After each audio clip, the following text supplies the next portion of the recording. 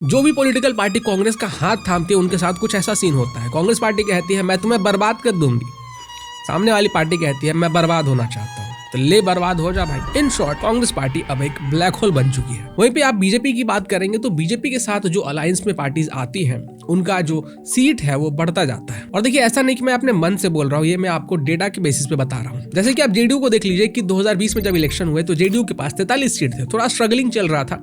लेकिन जब 2025 का इलेक्शन हुआ और कल रिजल्ट आया तो पता चला कि भाई जेडीयू के तो 85 सीट हो चुके हैं। मतलब आप कह सकते हैं कि सीटों की संख्या ऑलमोस्ट डबल हो गई। वहीं पे बिहार के अंदर दूसरा केस आप देख लीजिए, आरजेडी को देख लीजिए। जब आरजेडी ने कांग्रेस का हाथ थामा था पिछले इलेक्शन में तो उस समय पे ये लोग 75 सीटों पे थे। लेकिन इस बार जब इलेक्शन हुआ, कल रिजल्ट आया तो पता चलता है कि भाई ये तो 25 सीटों के ऊपर ही सिमट के रह गया। मतलब 50 सीटों का एकदम डायरेक्ट नुकसान हुआ। तीसरा केस अगर आप देखेंगे तो ये एक वीआईपी जोक है। वीआईपी जोक मैं इसलिए कह रहा हूँ, आप समझ जाएंगे।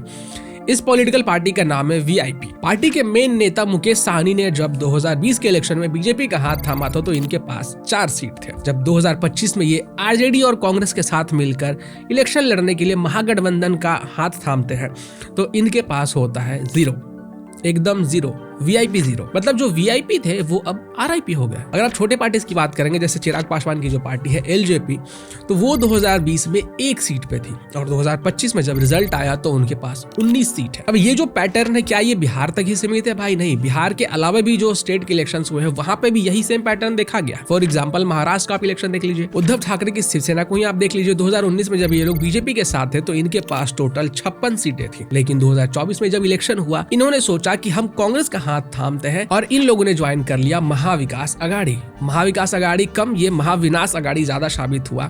ये आ गए 56 सीटों से सीधा 20 सीट पे, तो डायरेक्टली एकदम 36 सीटों का इनको नुकसान हुआ। तीसरा एग्जांपल आप यूपी के इलेक्शन का ही देख लीजिए भाई। जब यूपी में इलेक्शन हुए उसके जब रिजल्ट्स आए तो वो भी कुछ वैसे ही थे। अपना दल बीजेपी के साथ 2017 में 9 सीट्स पे थे और 2022 में बढ़ के ये 12 सीट्स हो गए। मतलब इनको फायदा हुआ। आरएलडी ने 2019 में कांग्रेस के साथ चुनाव लड़ा था, इनको नतीजा क्या मिला?